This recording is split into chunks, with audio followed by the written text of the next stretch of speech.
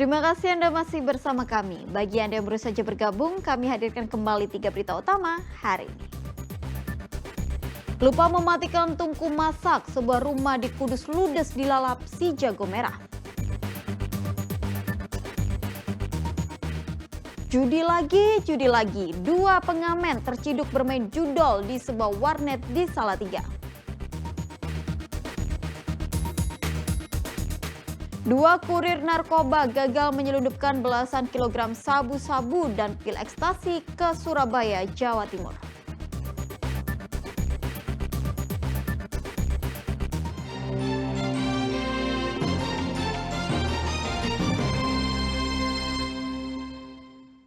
Belasan kilogram sabu-sabu dan ribuan butir pil ekstasi gagal diselundupkan ke Surabaya, Jawa Timur setelah dua kurir ditangkap di Semarang. Narkoba sebanyak itu dipasok pelaku dari Pontianak, Kalimantan Barat melalui jalur laut.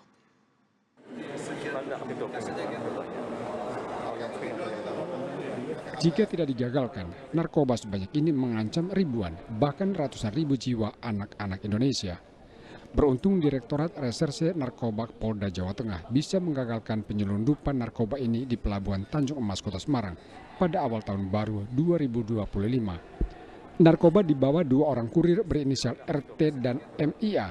Keduanya asal Surabaya melalui jalur laut dari Pontianak, Kalimantan Barat menuju Surabaya, Jawa Timur.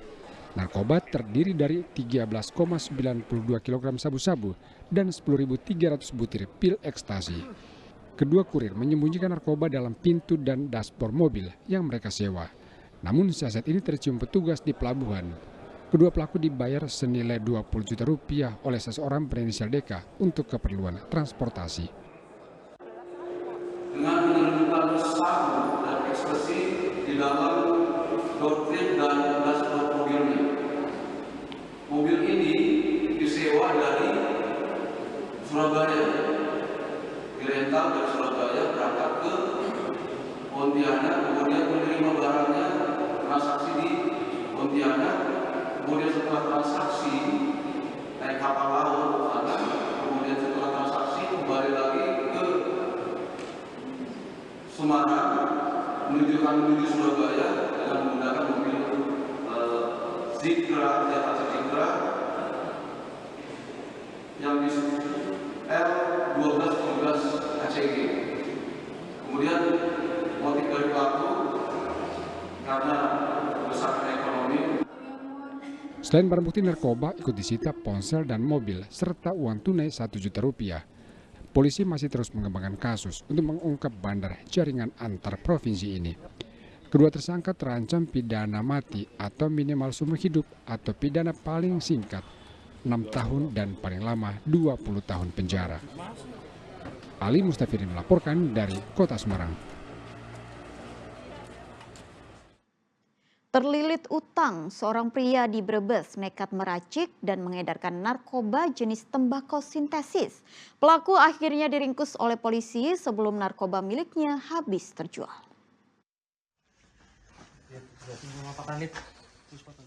Anggota Satuan Reserse Narkoba Polres Brebes menggerebek kediaman tersangka Ade Irfana di Desa Lemah Abang, Kabupaten Brebes. Di rumah itu polisi menemukan tembakau sintetis seberat 80 gram dan cairan tembakau seberat 6 ml. Dalam pemeriksaan di Mapolres Brebes, tersangka mengaku telah meracik tembakau sintetis dan menjualnya kepada sejumlah orang. Satu paket tembakau sintetis dijual Rp100.000. Tersangka berdalih menjual narkoba karena warung makan miliknya sepi pengunjung serta terlilit banyak hutang. Kering aja, kok kebutuhannya ekonomi Pak? Saya kan jualan. Katanya jadi pedagang itu ya, nasi padang? Nasi padang gitu. Jualan lagi sepi Pak, karena aku punya tanggungan banyak Pak.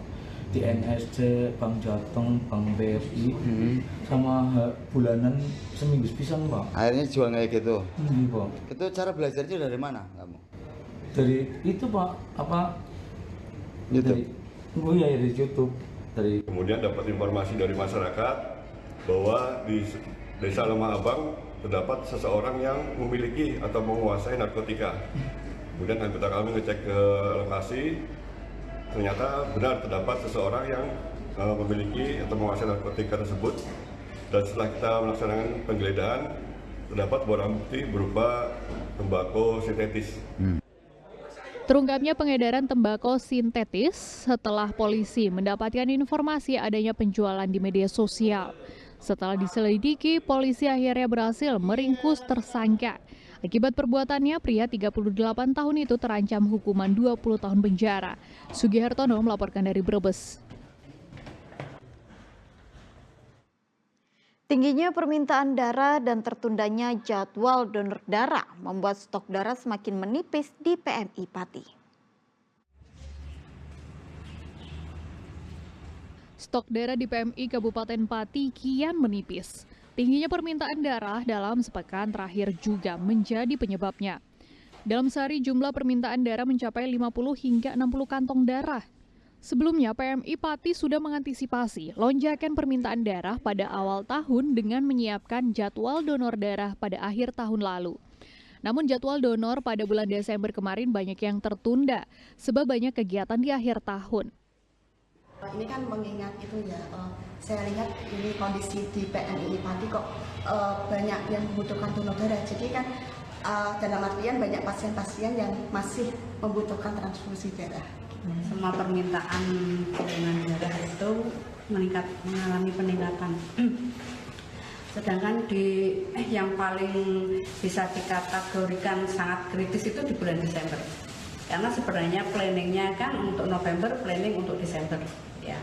Terus bulan Desember sendiri ternyata bulan November sendiri itu terjadi peningkatan kebutuhan darah, dan di Desember itu banyak dari instansi yang beberapa itu yang sudah kami planning menunda kegiatan di bulan Januari. Dan prediksi itu kita tidak bisa memprediksi ya kebutuhan darah itu dalam 1 bulan mau meningkat mau itu memang kita tidak bisa memprediksi. Kini jumlah stok darah di PMI Pati untuk golongan darah A tersisa 9 kantong, B ada 9 kantong, AB ada 2 kantong, dan O ada 8 kantong. Guna menstabilkan jumlah stok darah, PMI Pati memberlakukan sistem tukar atau pasien yang membutuhkan darah harus membawa 1 pendonor sebagai pengganti. Arif Nur melaporkan dari Pati. Penumpang yang menggunakan jalur udara melalui Bandara Ahmad Yani Semarang meningkat selama libur Natal dan Tahun Baru 2025. Kenaikan tidak hanya pada jumlah penumpang, tapi juga pada kargo.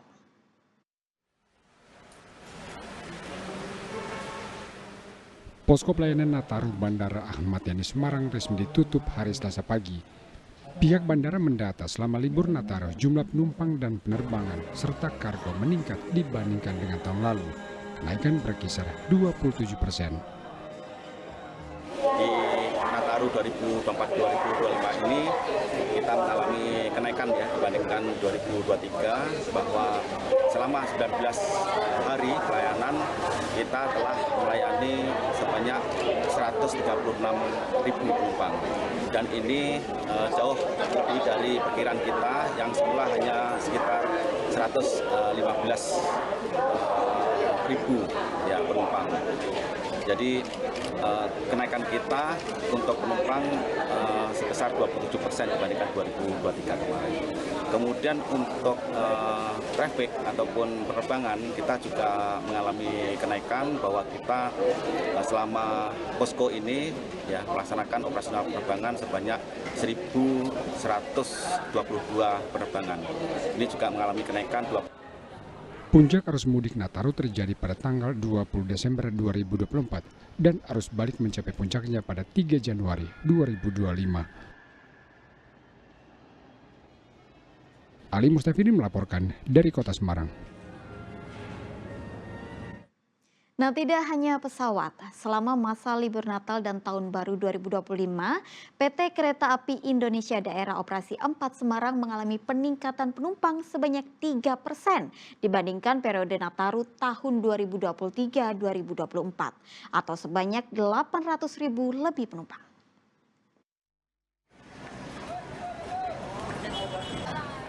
PT Kereta Api Indonesia Daerah Operasi 4 Semarang mencatat selama masa libur Natal dan Tahun Baru mengalami peningkatan penumpang sebanyak 3% atau 823.190 penumpang dibandingkan periode Nataru sebelumnya. Sedangkan untuk kedatangan penumpang tertinggi terjadi di stasiun Semarang Tawang sebanyak 115.255 penumpang. Untuk puncak keberangkatan penumpang tertinggi selama libur Nataru terjadi pada Minggu 29 Desember 2024 sebanyak 28.618 penumpang. Dan untuk kedatangan penumpang tertinggi terjadi pada Rabu 25 Desember 2024 sebanyak 26.613 penumpang. 18 hari masa angkutan liburan Natal dan Tahun Baru 2024-2025, KAI Daerah Operasi 4 Semarang melayani 823.000 penumpang. Adapun yang berangkat dari stasiun-stasiun di wilayah Daob 4 Semarang ke berbagai kota di Pulau Jawa sebanyak 414.000 penumpang. Semoga kolaborasi dengan pihak-pihak terkait akan selalu terjaga dengan baik demi kesuksesan angkutan di masa angkutan selanjutnya itu angkutan Lebaran. Usai periode Nataru ini, PT KAI akan terus meningkatkan fasilitas untuk angkutan Lebaran mendatang maupun pada momen-momen lainnya. Ali Musafiri melaporkan dari Kota Semarang.